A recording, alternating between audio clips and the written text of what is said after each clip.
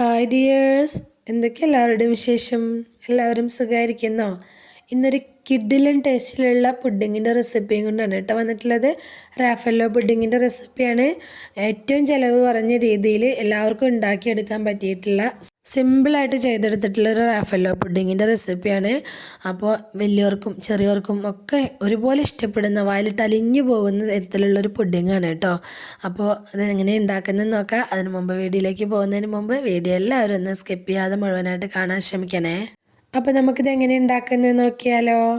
അതിനായിട്ട് ആദ്യം തന്നെ ഞാനിവിടെ ഒരു സോസ് പാനാണ് വെച്ച് കൊടുത്തിട്ടുള്ളത്. ഫ്ലെയിം ഓൺ ചെയ്തിട്ടില്ല. ഓൺ ചെയ്യുന്നതിന് മുന്നേ ഇതിലേക്ക് 2 കപ്പ് പാല് ചേർത്ത് കൊടുത്തിട്ടുണ്ട്. അതിലേക്ക് 1 ടേബിൾ സ്പൂൺ പാൽപ്പൊടി ചേർത്ത് കൊടുത്തിട്ടുണ്ട്. ഇനി ഇതിലേക്ക് ഒരു 3 ടേബിൾ സ്പൂണോളം കോൺഫ്ലോറാണ് ചേർത്ത് കൊടുത്തിട്ടുള്ളത്. ഇത്രയും ചേർത്ത് കൊടുത്ത ശേഷം നമുക്ക് നന്നായിട്ടൊന്ന് വിസ്ക് വെച്ച് ഒന്ന് മിക്സ് ചെയ്തെടുക്കുക. ഇളക്കിയെടുക്കാനായിട്ട് വിസ്ക് ഉപയോഗിക്കുന്നതായിരിക്കും നല്ലത് കേട്ടോ. അതായിരിക്കും കൂടുതൽ എളുപ്പം. എന്നിട്ട് നന്നായിട്ടൊന്ന് മിക്സ് ചെയ്തെടുക്കുക. അത് അതിനുള്ള ചേർത്ത് കൊടുത്തിട്ടുള്ള കോൺഫ്ലോറൊക്കെ അടിയിലേക്ക് പോയിട്ട് ഇങ്ങനെ പാനിൻ്റെ അടിയിൽ കിടക്കുന്നുണ്ടാവും. അതൊക്കെ നന്നായിട്ടൊന്ന് ഇളക്കിയെടുത്ത ശേഷം മാത്രം നമ്മൾ ഫ്ലെയിം ഓൺ ചെയ്ത് കൊടുക്കുക. എന്നിട്ട് നന്നായിട്ടൊന്ന് കുറുക്കിയെടുക്കുക. അപ്പോൾ ഫ്ലെയിം ഒരുപാട് അങ്ങ് കൂട്ടി വെച്ചിട്ട് പെട്ടെന്ന് അങ്ങ് കുറുക്കിയെടുക്കാൻ ശ്രമിക്കരുത് കേട്ടോ.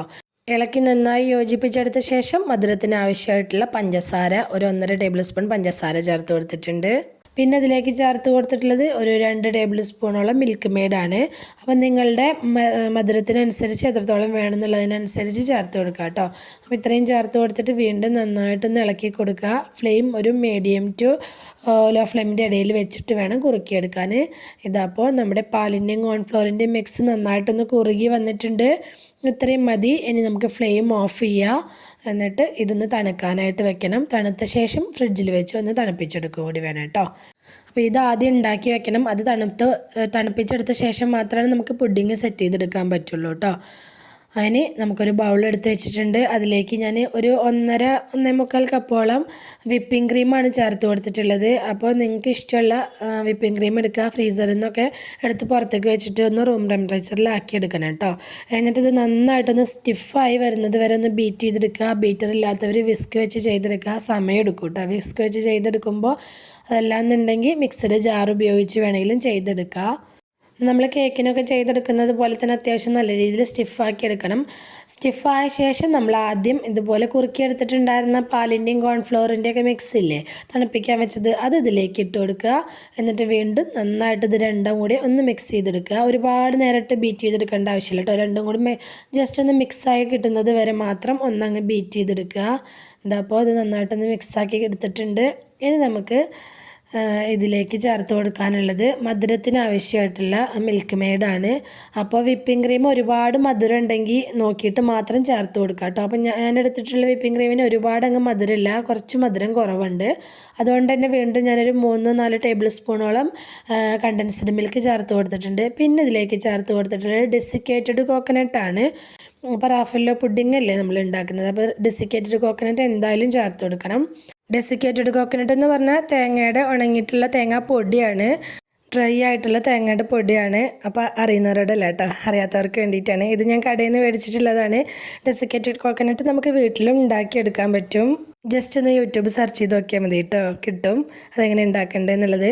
അതും കൂടി ചേർത്ത് കൊടുത്ത് നന്നായിട്ടൊന്ന് മിക്സ് ചെയ്തെടുത്താൽ നമ്മുടെ പുഡിങ്ങിൻ്റെ മിക്സ് ഇവിടെ റെഡിയായി. അപ്പോൾ ഞാനിതൊരു പുഡിംഗ് ബൗളിലേക്ക് ഒഴിച്ചു കൊടുത്തിട്ടുണ്ട്. ഒഴിച്ചു കൊടുത്ത ശേഷം അതിൻ്റെ മുകൾ ഭാഗമൊക്കെ ഒന്ന് നന്നായിട്ട് ലെവൽ ചെയ്തെടുക്കുക. നിങ്ങൾക്ക് വേണമെങ്കിൽ നട്ട്സ് അതുപോലെ ക്രഷ് ചെയ്തിട്ടോ പൊടിച്ചിട്ടോ ഒക്കെ വേണമെങ്കിൽ അങ്ങനെ വിതറി കൊടുത്തിട്ട് വേണമെങ്കിലും ഡെക്കറേറ്റ് ചെയ്തെടുക്കുക.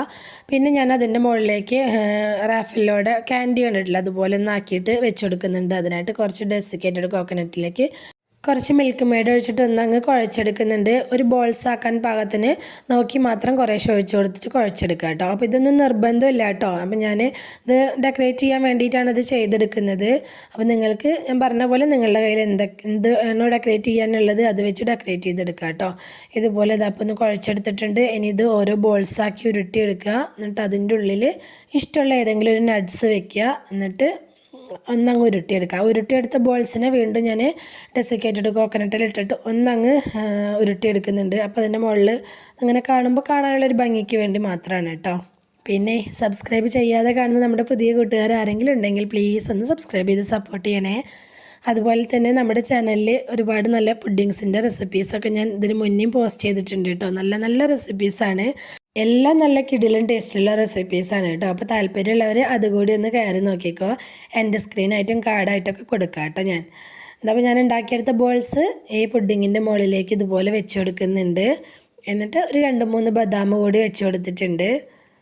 ഇത്രയേ ഉള്ളൂ, നമ്മുടെ പുഡിങ് ഇവിടെ സെറ്റായിട്ടുണ്ട്. ഇത് നല്ല പോലെ ഒന്ന് 2-3 മണിക്കൂർ ഫ്രിഡ്ജിൽ വെച്ച് തണുപ്പിച്ചെടുക്കണം. തണുപ്പിച്ചെടുത്ത ശേഷം കഴിക്കണം കേട്ടോ.